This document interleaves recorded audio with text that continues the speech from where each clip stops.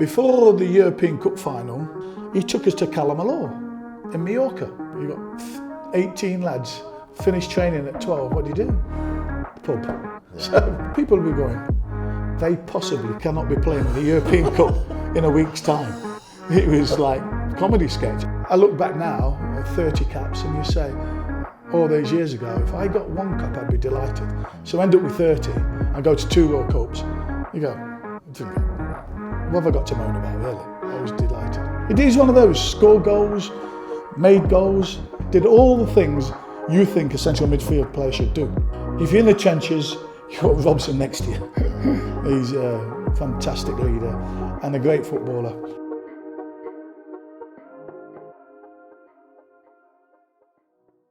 Hello and once again, thank you for joining us with Manchester United Legends on Tour. Brought to you by Superstar Speakers, and I'm absolutely delighted to welcome today a real football legend. What a football career, both playing for many clubs, not just Manchester United, but also England as well, which we're going to discuss today. So please, can I welcome Vivian Alexander Anderson. Welcome. Only my mother ever calls me Vivian. It's a good start, isn't it? It's a good start, yeah. Viv, as I said there, you've had an amazing career football-wise, both playing it on the managerial side, which we're covering this podcast. But just tell us, first of all, how it came about that you got into football, and then we'll talk about your journey with the different clubs. I started on a beach in Skegness with my parents on holiday, playing with the football on my own, and a scout comes up to me and says, would you like a trial at Sheffield United? I went, don't know what a trial is. Take him back to my mum and dad. He explains what it is. Mum and dad said, yeah, fine. So I had to go to Sheffield, have a trial. On this trial, Man United were there. Oh, yeah. And Man United said, we want you to come trial with Man United. So a couple of weeks later, I ended up coming here for a year, every school holiday. Yeah. Stayed at Johnny Aston's house, mum and dad's house. Wow. And watched Bessel and Charlton train while we stopped, finished training, and we watched them train. End up going with Wolf McGuinness. Yeah. He was the manager at the time, to Everton to watch the first team play. Right. So it was quite a big thing, really. Yeah, I bet it was. Especially when they go back and say, well, you're not going to be quite good enough for Man United, so I end up going back to Nottingham anyway. That's another story. Well, listen, that's what we're here for, the stories. I mean, what was that like? How long had you done this sort of coming here during the holidays? What period? Every year. For a year. Every school holiday, I'd come up and stay here for maybe a week or maybe 10 days or whatever it may be, or a few days, and then go back to Nottingham for a year. Wow. And what was the connection with Sheffield Wednesday? Had you kept that alive? Had the scout kept in touch? No, not really. Since I went to Man United, it was all about Man United then. Right. And then obviously the disappointment of not getting signed on as an apprentice or whatever it was then in the schoolboy forms or whatever it was then. So it was interesting time. Wow. And sort of what age were you then at this? You sort of first big disappointment? Yeah, I'd be 14, 15, something like that. Must be hard to take as a 14, 15 year old. Yeah, well, you think they keep on asking me back, and so you think, oh, they must fancy me, a chance. But remember, there was English internationals, Welsh internationals, Scottish internationals, all coming down for trials at the same time. Yeah, conveyor belt. Yeah, it was. Yeah. And subsequently, I found out many years later, myself and Peter Reid was there at the same time. Wow. So I went, I don't remember this. He says, we played head tennis together at Old Trafford, and he kept on saying, who's this skinny lad from Nottingham? And we still mates now. I was with him last Thursday, so he always remembers that, and I never remembered the thing. So no, well, there you go. You must have been better than him then at that time. I don't know about that. So listen, you've been let go by United. Yeah. What was the next step then? How did things develop in the world of football for Viv? I got a job. To get a job. Yeah. Mum and Dad says you've got to get a job. Yeah. You know, you've had this football thing and it's not worked out, so you've got to get a proper job. Yeah. So I I went to a few jobs, packing things, and end up a silk screen printers, which means if you look on the back of lorry tankers, it says inflammable or things like that. I did the stickers for that. Right. Basically, I was a T-boy, really. Yeah. I must have made about 3 stickers in the time I was there. But they say, what you want for lunch? And I'd write it all down and go and get their lunches. Very important job. Exactly, yeah. So invariably that was what I did. Were you still playing football though? Amateur football and everything else. And then Forest said, come and have a trial for us. Come and play for us on a Wednesday. So I got the day off from work and I played for them and they said, could you come back again next Wednesday? Asked if I got time off again, got time off again. What was your position at this time that Forest were interested in? Where would you say? Where did I play? Yeah, what was your strongest position? I played fullback. Right. Yeah. At school I was a centre forward, so it's completely different. But Forest I went to fullback. And then the second trial, they said, we want to sign you. So I was at this silk-screen printers for literally 5 or 6 weeks, and that was it. And then Forest said, we're going to sign you. I had two mates who were there anyway. Right. The goalkeeper, a lad called Peter Wells, who ended up going to Southampton, a lad called Glyn Saunders, who were there already. We were at school together and everything else. So I knew people there already, so it wasn't that traumatic to go there. So what age are you now? I am 16. Right. 16. So was it Clough? No. I had Dave Mackay, I had all sort of people before him. A lad called Stan Anderson. Yeah. So I get there and it must have been Dave Mackay, because I remember Dave Mackay and myself and Tony Woodcock, we were apprentices. One afternoon he says, I want you two lads to come to my house later.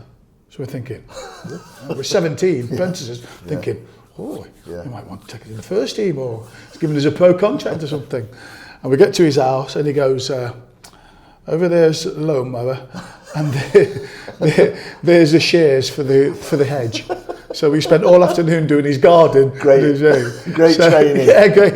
And but he was a great manager and had a lot of time for him. Clough didn't come till later. Right. So at what point then do you sort of make your debut? How did that come about? Was it Mackay that broke the news? How did it develop regarding playing your first professional game? A lad called Sammy Chapman failed to turn up for a game, Sheffield Wednesday away, and I got called in last minute to play. Who was the manager that day? It might have been Dave Mackay. Yeah. I should know this, shouldn't I? You should do, His memory was terrible. But I remember the debut, and I think we got beat 1-0. I remember who played for Sheffield Wednesday was Joe Royal, played that day. Seriously? Yeah. Wow. So, I made my debut then at 17. So I'd been there at 16, played a few reserve team games and got in the first team at 17. And then played in a FA Cup tie at City Ground against Tottenham. The door burst open after the game and Mr. Clough comes in and says, I'm the new Nottingham Forest manager.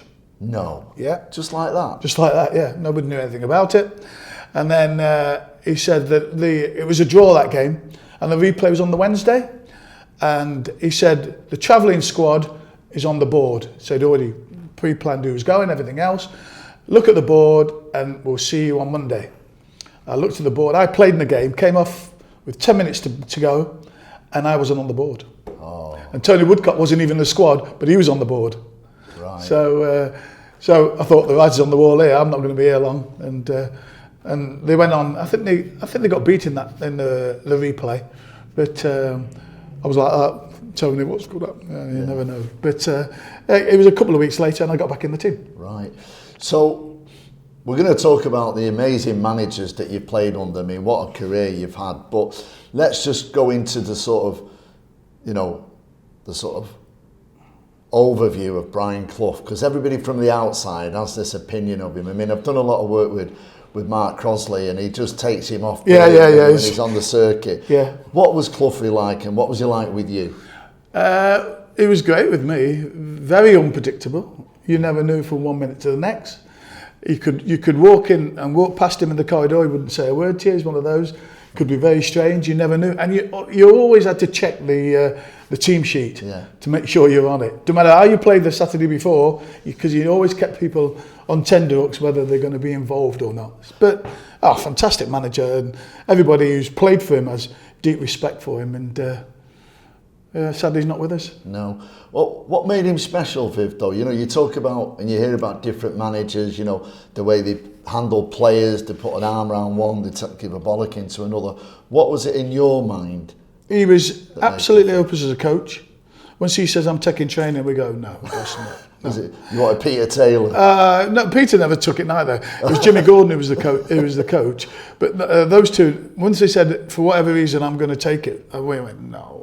It's one of those over the top, through your legs, all those things you do when you were at school. So he was old school in that respect. He earned his money from 3 o'clock to whenever the game finishes. And you knew his decision making on taking people off, bringing people on, changing systems. He was spot on with that. And as you said earlier, he was great at I'd be sitting on the bench and I hear him going, you are useless, you are useless, right? And at half time he'd go, tell you what, keep that up, son, you've been great today for me. And I'm like, but you've slaughtered him for 45 minutes. You know, his way of getting people to perform was genius. Right. So let's take you further on with the success of Forest. You were part of that. Yeah. What was that like, that journey? Share that with us. I remember Frank Clark saying, we won the first one, and I only realised just recently that Frank retired after the first one, didn't play the second one, and wasn't involved. He finished football at that time. The European Cup we're talking about. So, and he said, this is not normal, you know. When people do back-to-back or to win the European Cup, it's a very unique thing. And we just carried on. We were just young lads, myself, Tony Woodcock, John Robson, we were all young lads really, just, you know, happened to be at the time when he became the manager, and it was snowballed from there. And it was one of those, and everybody forgets, but Arsenal, the Invincibles, who had the record before them, was our Forest team. Yeah. We went 42 league games, half of one season, half of another. You know, we didn't go the full season, but 42 league games. And I remember John Robertson saying, you remember that will never be beaten. And then Arsenal did it, you know, I think it was 10, 12 years later. But we held that record for many, many years. So it was a culmination of a lot of good players coming together, which is Clough and Taylor, picking the right people and organising them. And we ended up taking the training sessions ourselves. We just say, oh, we'll have a five-a-side today, Jimmy. And Jimmy would say, put the cones out, and we do. Because we knew what our jobs were on a Saturday. Yeah. You know, if our jobs, if we made mistakes and did all this, that, the other, we'd be doing all sorts of drills. But he knew he could trust us to go out on a Saturday afternoon and get a result, whether it be a draw or win. Wow, incredible. So you've had this success with Forest, you've had a great time, you've played under one of the greatest managers ever. We'll come back to Clough later when we talk about all the managers you played with. Right. So obviously sometimes a player's time at a club comes to an end. Yeah. How did it work for you? Is it a natural transition? Did you want to move on? Did you want to go and see the bright lights of London? How did that happen? It happened because everybody left. John Robson went to Derby, Kenny Burns went to Leeds, Tony Woodcock went to Germany. They all disappeared, and I was one of the last ones. I think myself and Ian Bowie were last one left, and my contract was up. And then I'd played for England, and obviously Don Howe was the manager at Arsenal at the time. So he talked to me about coming to, because my contract was up. Asked me if I'd be interested in coming to Arsenal. I went to see the manager, and I said, I think I'm going to leave, boss. I'm going to go to Arsenal. He said, grass isn't always greener, son. Yeah.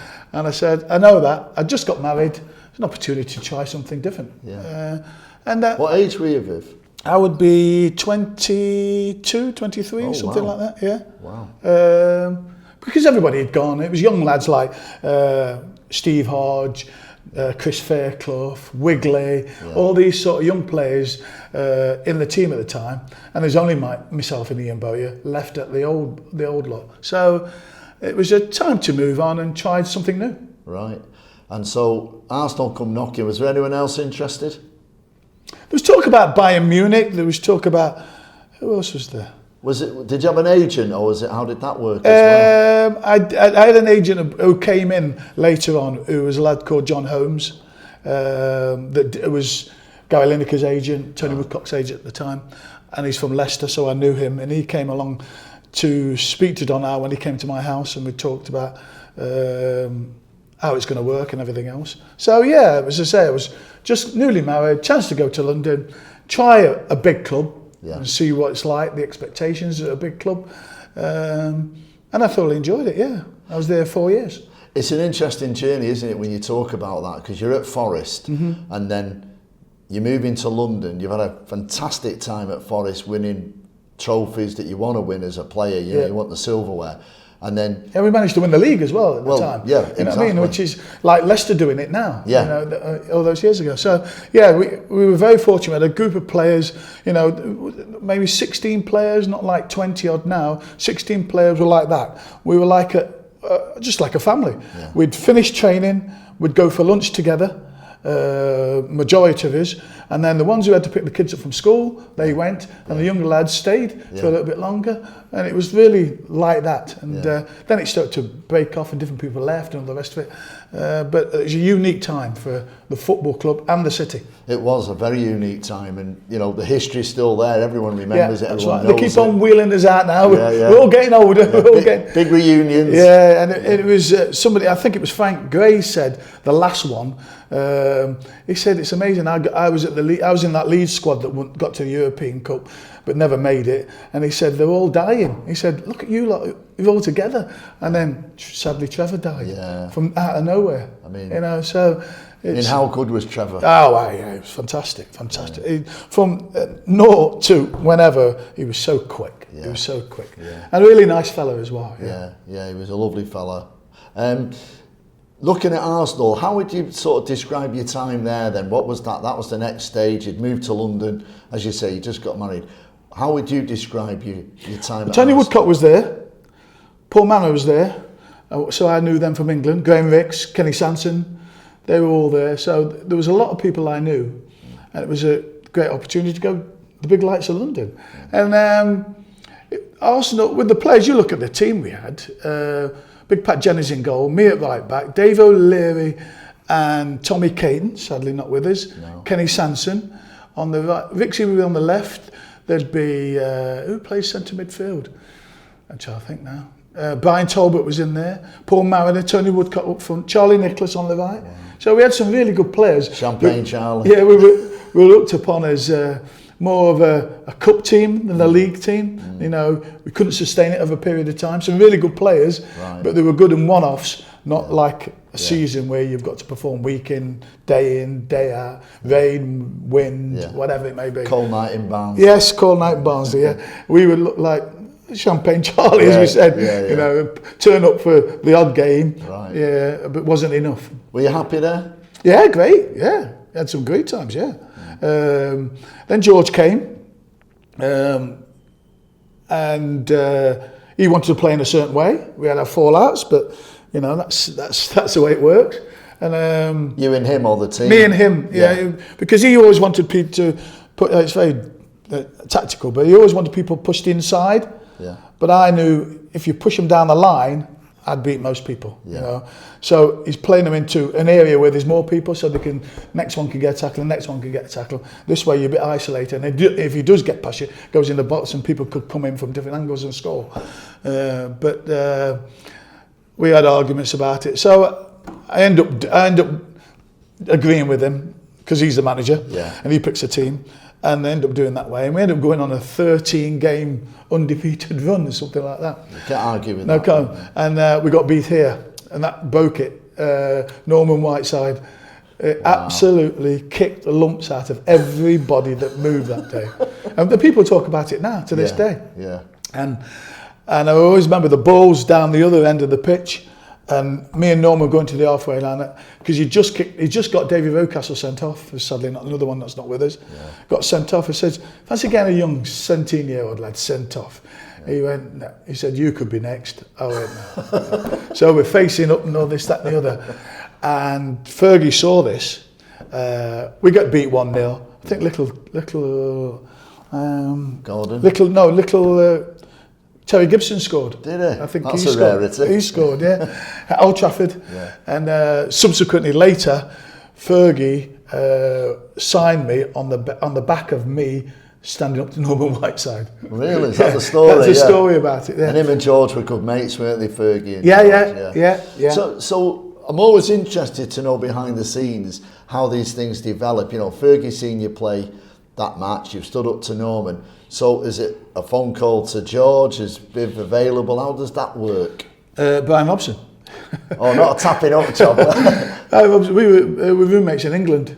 Right. And he said, we've got a new manager called Alex Ferguson. I said, never heard of him. Right. He said, he was at Aberdeen, did this, that and the other. I said, oh, right, fine. He said, I think he wants to sign you. My contract was up again. Right. So I said... so this is around 86, yeah, 87? Yeah, I came in 86. Yeah. I said, all right, I'll meet him. So we arranged to meet me, the chairman, Martin Edwards, and Sir Alex, or Alex as he was then, in Nottingham, in a hotel in Nottingham, in a certain room.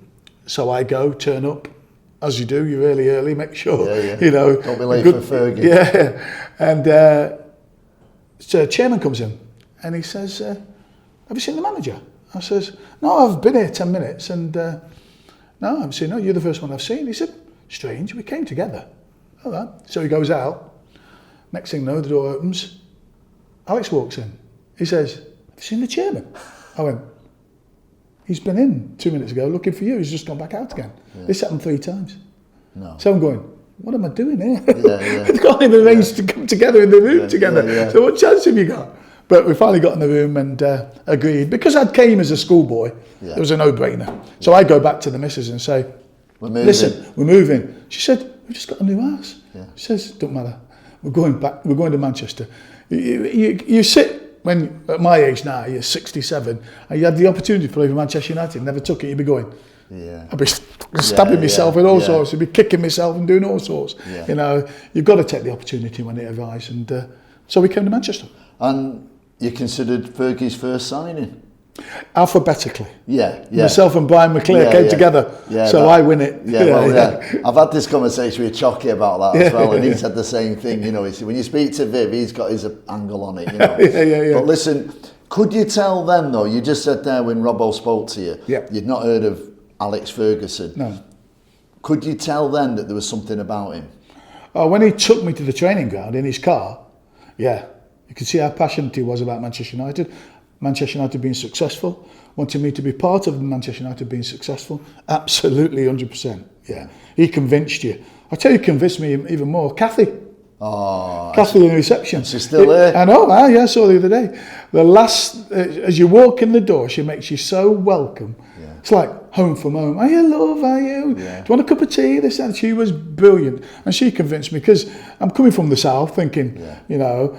Come here, it's like home from home, and she made it very, very welcome. So I'm always indebted to Kathy. Oh, that's lovely. That I'll tell her. I'll tell her to listen to the podcast or watch it. Yeah. So your time at United, you know, we've looked at Forest, a brilliant time you've had there. You really loved being in London at Arsenal. We managed to win something at Arsenal as well. We won the League Cup. That one where we played Liverpool, and Rushy scores first. Liverpool always win. He scored first, and we won 2-1. Charlie Nicholas got 2 goals that day. Wow. So it ended up on a good note. My contract was up, and I took the opportunity to come to Manchester. Yeah. And how do you describe your time at Manchester United? What was that like? Frustrating, really, because one of the other reasons, besides the facing up to Norman Whiteside, I didn't miss many games. I think I missed 2 games in 4 years at Arsenal. So I was always on the pitch, and Fergie liked people who was always available, always ready to play. And I come here and get a kick on my heel, and then blood, it bled, and it formed into bone. So I couldn't put my foot down. Every time I put foot down, it was a sore thing. Right. So I had to go to different specialists all over the country, one to Leeds, one to London, and end up having a pad in my shoe, in my boot, where I know so when I put my foot down, it didn't hurt as much. Didn't train in the week, played in the games on Saturdays, not really fit as I should be. And it was a frustrating time, really, because, as I said, I'd missed 3 games in 4 years, and then came here, got injured, and then always injured after that. Dislocated my knee here, you know, unbelievable. So one of those things. Right. So you've been at United, Charity Shield, you won that, didn't you, with United? Did I? Yeah. Well, that's what the stats say. Oh, right, well, you say that, right, fine. Yeah, you won the Charity Shield. Your time's coming to an end at United. Obviously, as you say, you're frustrated, you've not played as much. Yeah. What was the next stage? Where was Viv Anderson going to go from there? What was the next step? Before that, I played in the quarterfinals of the FA Cup, the year that Lee Martin scored. Oh, yeah. And got injured in the quarterfinals. And then obviously they'd go on to win it. Yeah. So obviously he was in the squad and everything else, but frustrated never got there. That's one of the trophies I've never won.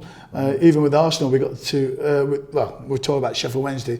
We got there with Sheffield Wednesday and missed out on two cup finals. Anyway, what was the question? The question was your time at United. Yeah. It's come to an end. Yeah. What was the next stage for Viv? The next stage is Sir Alex calls me in the office and says, "I've had Big Von Atkinson on. Wants to take you to Sheffield Wednesday." I said, "Oh, right," because I'm not playing. Yeah. They've just signed Dennis Irwin. You know, you're thinking, I still think I can play a bit longer. Yeah. So I said, "Yeah, I'll go there," and end up going to Sheffield Wednesday. And we had some really good times, as I said earlier. 2 cup finals and 3 cup. I think it was 3 cup finals in a year, something like that. Yeah. Some really good players, David Hurst and Chris Woods, England goalkeeper. We had Roland Nielsen, Danny Wilson, Nigel Pearson. We had some Chris Waddle, Mark Bright. We had some really, really good players, and we formed a good team. We had a decent run in Europe, and as I said, we got to cup finals. So it was a renaissance of my career there. When I must have been 30 odd. Right. So yeah. Finished on a high. And finished then. Yeah. I ended up playing for Middlesbrough in the end. Oh, of course, yeah. Right. I played 4 games in the promotion year. Wow. So I'm still the oldest player to play for Middlesbrough Football Club. 39 I was. Wow, claim to fame. Claim to fame, yes. Was that under Robbo? Yeah. Robbo, he was a player manager. I was a player coach. I just took the coaching thing on, player coaching, just in case we needed. And we got a lot of injuries, and we had down with flu. And he said, "Can you play?" I said, "Yeah, give it a go." So yeah. Yeah, great times at the Borough as well. Yeah, another one, cup finals and everything else, but missed out with the Arsenal and all the rest of it. But yeah. So let's talk about the managers then, because you know you've reeled off all the clubs you played for, the various characters there. So give us a Cloughy story about what he was like and a dealing that you had. Did you ever get sort of told off by Cloughy or? Told off by Cloughy? His pre-match organisation or things he did was really strange. Before the European Cup final, the first one, he took us to Calamalor in Mallorca. Right. Because he had a place there. So his way of getting away with all the hoo-ha about the European Cup being in the papers every day, all the rest of it, he said, "I'll get him away from it all and let them just relax after training." We trained every day. Yeah. But what do? You got 18 lads, finish training at 12. What do you do? The pub. Yeah. So like that. Right. So at night times, people will be going, they possibly cannot be playing in the European Cup in a week's time. It was like comedy sketch every night. We're like, but we trained every day. Yeah. But and then we had a couple of days before we played. Before we went to Munich. Before we went to Munich, we trained a couple of days before. But that week prior to it was like chaos. Yeah. But it was his way of letting them relax and not thinking about what's coming, because you might have the opposite effect, you know. So his way was get out, we'll have a few good meals together as a group, and you know, after training you can do what you want. Yeah. You briefly touched on George Graham, but Don Howe as well. That they were totally different personalities, weren't they? Yeah. Don was obviously the coach and very strict and wanted. Well, George was really strict. But they worked well together at times. With the crossover was quite good, really. But George was very much of a disciplinarian, but he wanted things doing in his way. And as I said, push people inside was not my way of doing it. Yeah. And we had arguments and discussions about it, but ended up going his way and quite enjoying it for a little while. Yeah. Did you ever get the hairdryer off Sir Alex? Yeah. We played one of my earlier games. We played Hartlepool's away. I remember it to this day. The team is Chrissy Turner, me right back, Kevin Moran, Paul McGrath, Arthur Robson, Gordon Strachan, Norman Whiteside, Brian Robson, Jesper Olsen, centre forwards Brian McClare and Mark Hughes. and we are 5-0 down at half time. No. Yeah, he went absolutely berserk. At Hartlepool? Hartlepool's away, yeah. Wow. So he comes in and the tea and everything gets in your face, and he goes round individually. You say Manchester United play you and you, and he's going down there. And I always remember this, and he gets to Paul McGrath, and that's for you. And he goes, you no need to shout, I'm only here. We went, no, just take the mouthful and let's move on. You want to come back with him. So within a month, Paul was gone. Right. Yeah, Paul was gone. Oh, wow. But yeah. What's the final score? I'm going to say it had the desired effect because we got beat 5-1. Oh, right. The chocky game. We won the second half. Yeah. It's that game of two halves. Yeah. Wow. Sir Alex Ferguson. Yeah. That was his first. That was the first hairdryer. Yeah. Not the last, no doubt. For me, no. I remember playing against Liverpool here and having a bad time against John Barnes, and he pulls me off after about an hour, and I go, I'm off. So trying to get in the car park, I'm off, gone. And then Monday morning, my office. He says, you never leave the stadium.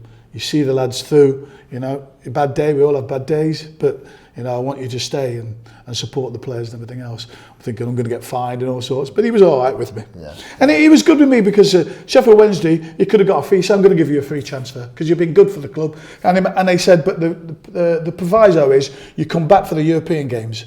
Because I'd played in Europe, so I'd come back for European games, Giggs and Butty and Becks and all them. So I'd go around, chat to them, talking about European games and what's expected and all that. So I came to all the European games before Sparky scored the winner. Wow, really? Yeah.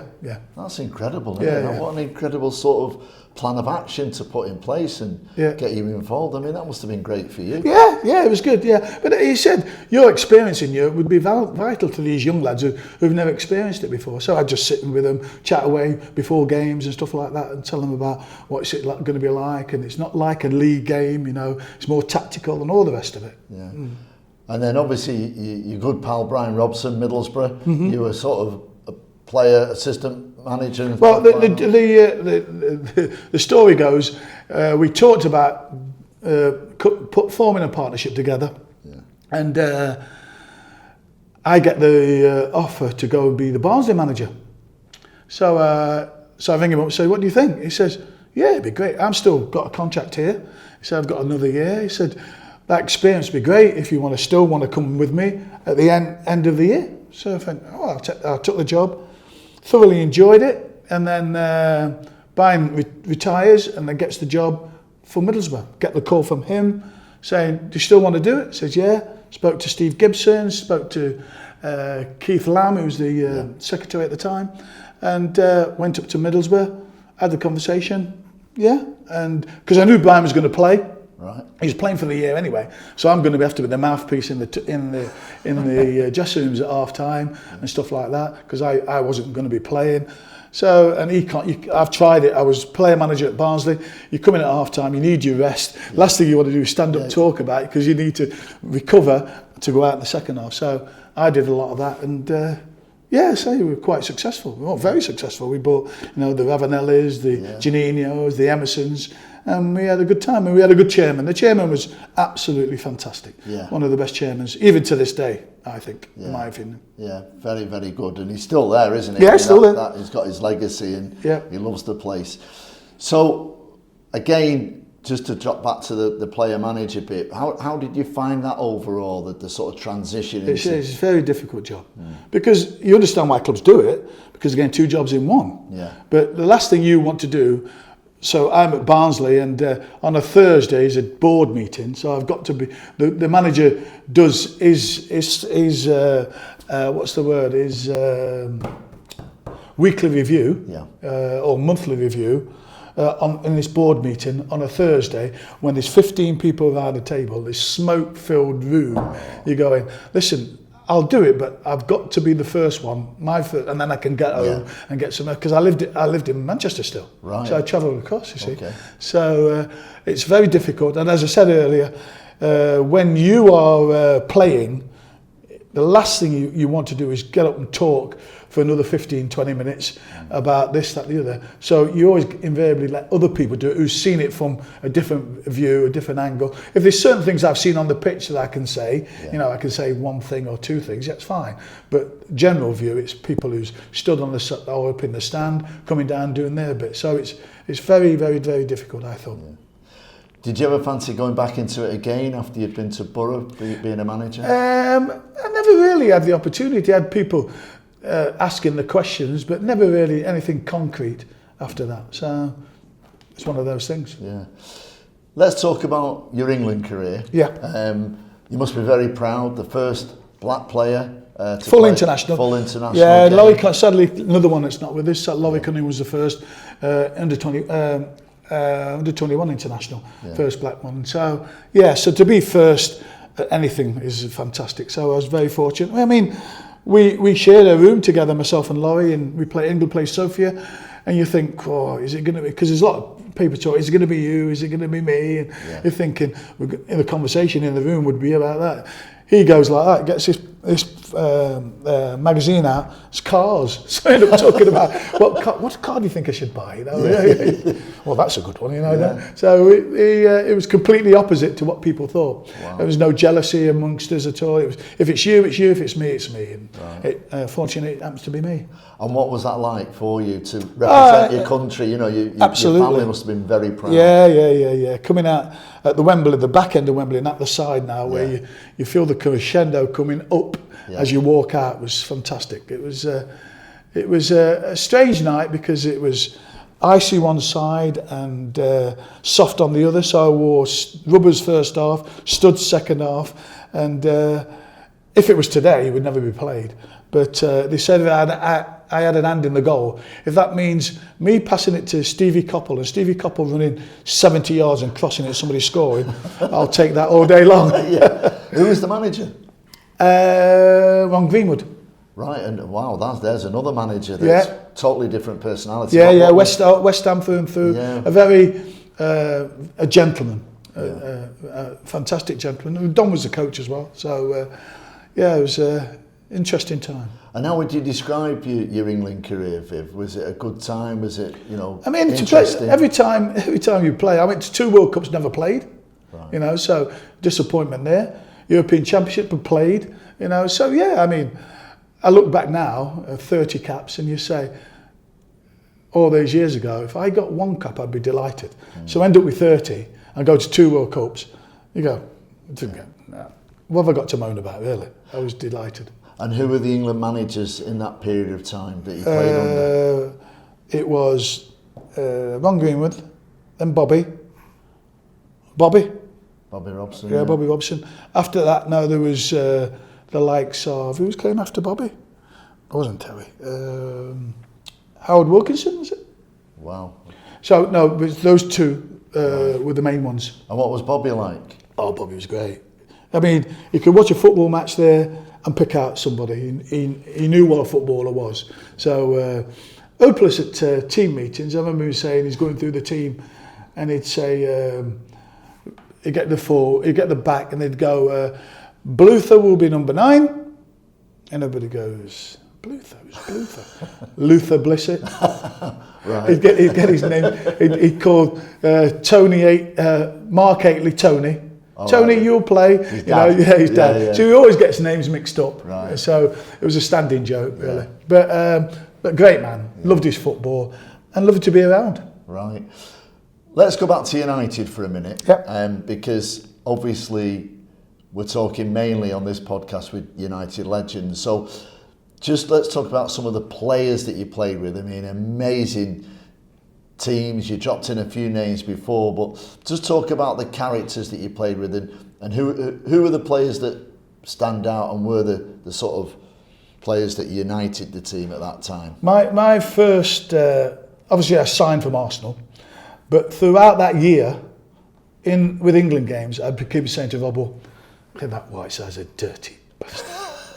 He goes, no, when you meet him, he's a nice lad. I go, no, I've seen it, he's no. First day Man United, he goes, so he's introducing me to all the players, he gets to Norman, and Robert goes, Go on then, tell him what you've said for the last year. No, did he hang you out? Exactly, right. I went, oh yeah, and we mates. So I was with him last Thursday, so we still mates to this day. So yeah, so he was a character and a half. I mean, what a finisher! Honestly, he was fantastic. You know, shame he finished when he had to finish because of his knee, but what a player! What a player! There's some really good players. I think Paul McGrath, I used to pick Paul up and take him training because he lived near me. Great. I mean, he could be out for 6 weeks, 8 weeks with a knee. Yeah. Didn't train much, come back in the team and be the best player. Wow. You know, just a natural, gifted footballer. Robbo was absolutely. Enough said about Bryan Robson. He was just, if you're in the trenches, you've got Robson next to you. Yeah. He's a fantastic leader and a great footballer. He's one of those, scored goals, made goals, tackled, headed, did all the things you think a central midfield player should do. Yeah. None of this, I'm an holding midfield player now, or I just run forward. Yeah. No, in our day, midfield player had to do all these, and he was best at it. Yeah. You hear that off a lot of the lads. You know, he was Captain Marvel, wasn't he? Both for United and for England. All the lads. 90 caps or something like that. I know. Yeah, phenomenal. Yeah. Phenomenal. I mean, what a leader he was, you're right. In football, perhaps related to United, but happiest time and biggest disappointment? Biggest disappointment was here, really. Throughout my career, I think I played something like 700 league games, something like that. So I'd been consistently playing until I came here. Got injured early on and then missed a lot of games, and then through the heel, never healed and everything else. So disappointment was not playing here. But having said that, I dislocated my kneecap in the reserve team match for Forest against Liverpool. And I have a scar like that on my knee.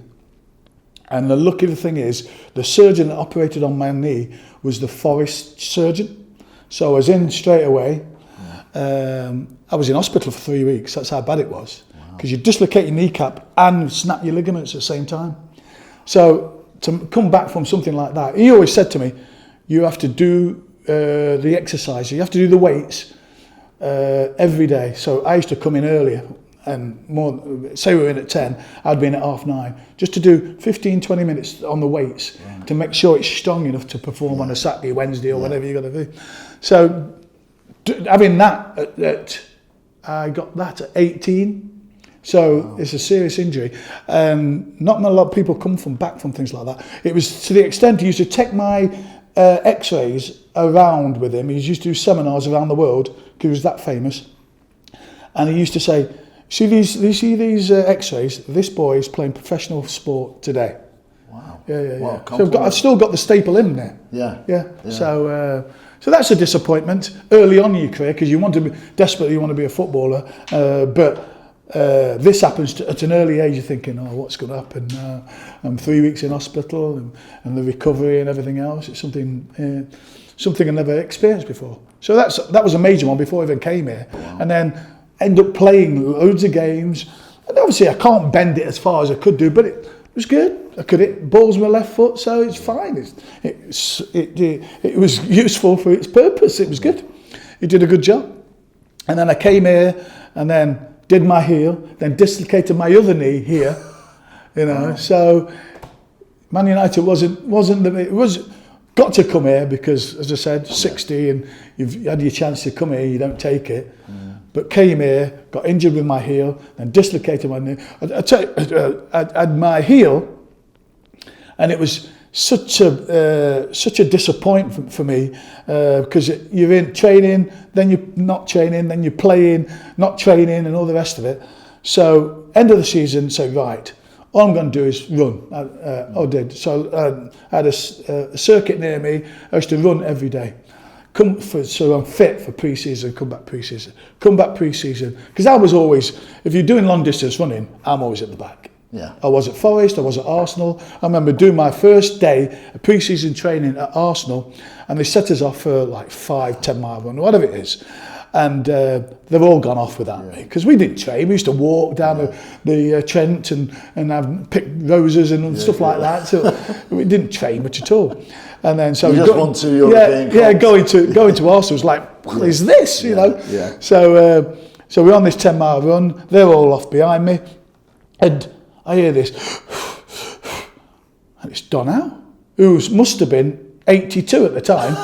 And just behind me. I had to sprint to beat him. That's how bad it was.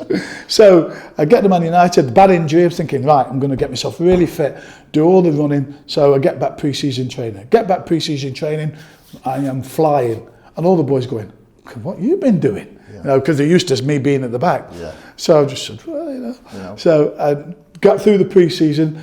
A couple of days before we start to play games, so I've done all the running, been at the top, got good times and everything else, I dislocated my other knee. Oh. So, you know, you just go, just one of those things. Yeah. That's sport for you. Yeah. And that's what happened. And after that, I went to Sheffield Wednesday and had a decent time at Sheffield Wednesday. Yeah, exactly. I mean, your whole career, though, you've done very well, haven't you, with success? You know, you've achieved it. Having said that, I say 700 games and 50 odd goals. You just go, that's not bad. That. It's not bad, is it? It's not bad. I can't complain. You can't. No, with a bad knee. Yeah, dodgy knee. Yeah, that was you were one side and McGrath on the other. Dodgy knee team. Yeah. When you look at some of the players that you played with, which you've just discussed and you've mentioned them. What about players that were on the opposite side? You know, when you were looking at the fixture list or for any team, but particularly for United, who was the teams and the players that you looked out for and thought, I'm looking forward to that one? I mean, I know you mentioned Norman when you were on the opposition team, but who else fits into that and you thought, it's going to be a game? Yeah, me and John Barnes. Really? Oh, yeah. And if John Barnes was in here, he'd say, who's your hardest opponent? He would say me. And I would say the same with him. We always had a right ding-dong. Because Liverpool, Man United are big games. Yeah, of course. So John Barnes was always a challenge. As I said, I was took off because I had a bad 60 minutes, you know, against him. But he was a really good player. And because I always tried to run in that way and he wasn't happy going that way, you know. He's happy if you stay there and then he could come at you and do what he wanted. But he didn't like chasing me all afternoon. No. And same, I didn't like chasing him. So it was one of those. And who else stands out? You know, I mean, Barnes was always a bit special. The other Barnes at Man City, Peter Barnes. Who ended up here. Yeah, we had good games against them. Obviously the England squad, Peter Barnes was this. Little lad at West Brom called Johnson, Willie Johnson. Yeah. He was because Forest and West Brom were local derbies. They were always big games, you know. They had Cyril and Laurie and you know some really good players. Yeah. So it was always good games against them. So yeah, they're all difficult. All the opponents are difficult till you're 3-0 up at half time. You still. Bobby's saying is always it's good today. You win your individual battles. And if everybody wins their individual battles, you'll win football matches. So if only half of you win your battles, you've got a game on your hands. Yeah. But if the majority of your 11 win your battles against your centre forward, your fullback, your centre half, you win the majority of them, you'll win football matches. Yeah. Simple as that. It's not rocket science. No. And you've played all over the world, you know, both in your football career with the teams you've mentioned, European Cups, etc. And for England, what were the stadiums that you really enjoyed that you took on? I didn't play at Mexico, but the Mexico stadium with the final was and everything else was great. Always the Bernabeu was always fantastic. The Munich stadium was always good.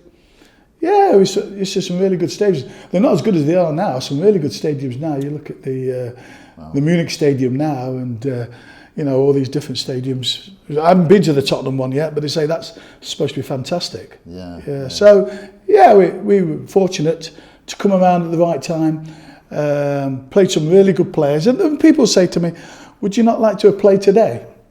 And I say, of course I'd like to earn £400,000 a week.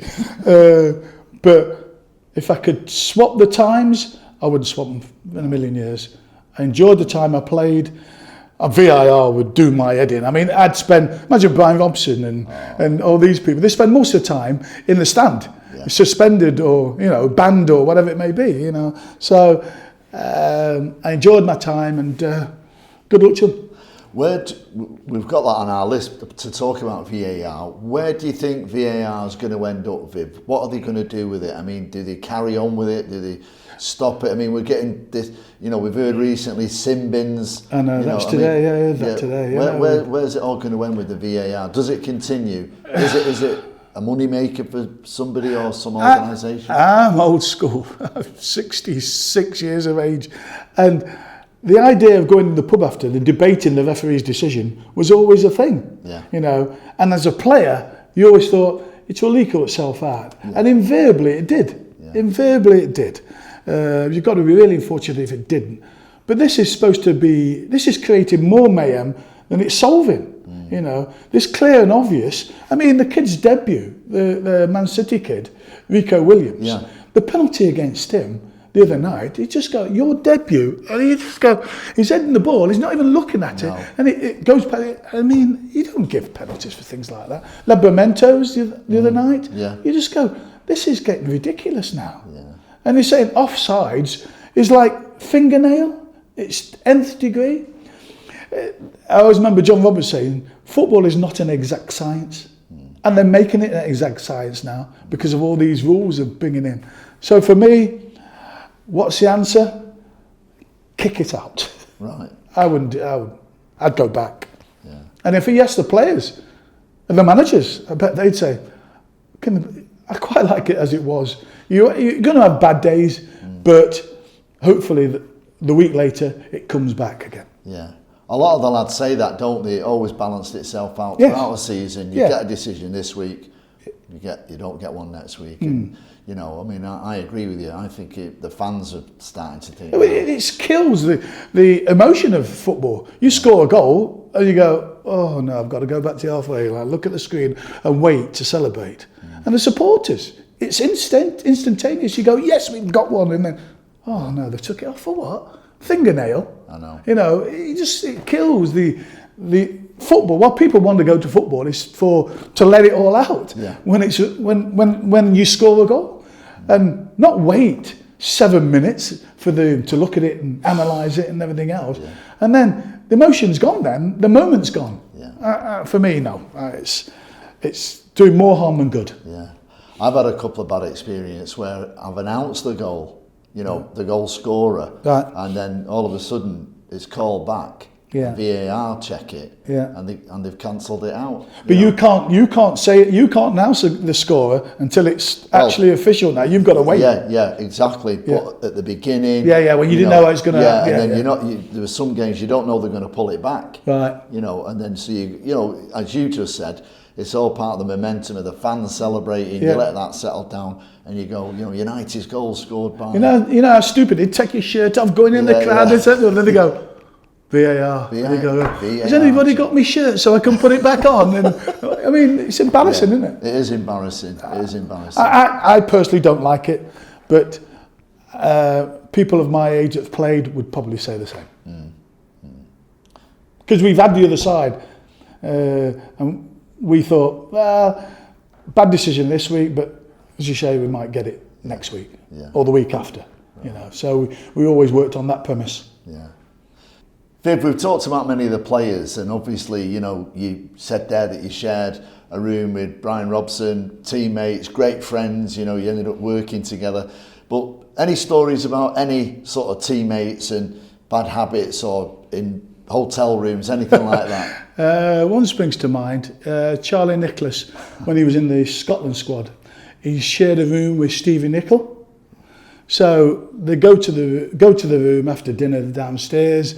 Night, light goes off, and all he can hear is he's eating crisps and chocolate bars till about 3 a.m. Never stopped eating. No way, Charlie Nicholas. No, it says Steve Nicol, and he could run for fun. You're thinking, I must try that, because if he's that good. And he said he had a big bag of crisps like this, and he had Mars bars in the bed. And when the light went off, he just started jumping, and Charlie couldn't get to sleep. He got a game the next day. Oh. All the crisp sounds. So, who would you say, particularly United, but across the board, who were the worst trainers? You said Well, I was just going to say, you said you were at the end of the run. I was hopeless. To the extent of, when we did the long distance at Forest, I was at the back. So I could see them about 400 yards in front. So the car comes up and goes, Viv, are you all right? I says, yeah. You want to jump in? So I got in the car, got to the back of the queue, so about 10 yards back of the queue, got out, said, cheers, mate. So that's how bad I was. No way. Yeah, I was bad. That's so you've caught up. Well, so, I worked hard. Who was worst trainers? I'm trying to think. I was terrible. But my goal was, it was always the only time you ever judged is Saturdays, 3 o'clock to 20 to 5 or whenever it is. That's the only time anybody ever judges you. So training, I used to do enough to make sure that Saturdays was, or Wednesdays or Thursdays or whenever you played, was at the maximum.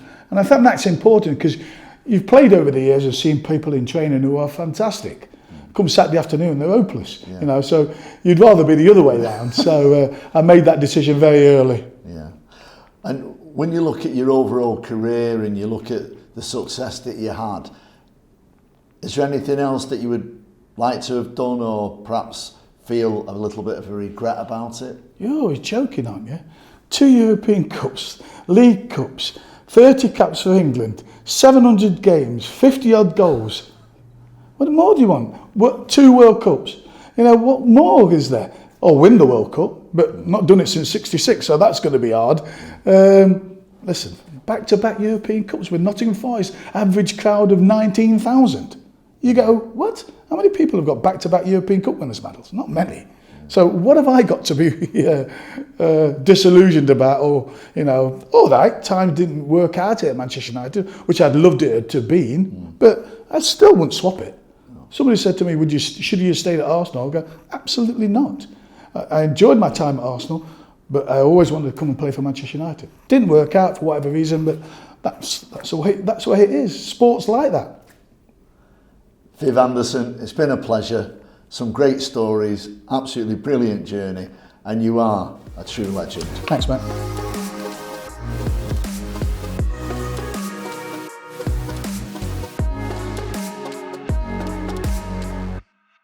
Remember to tune in to the Man United Legends podcast on a weekly basis. Click the link below and subscribe to our channel.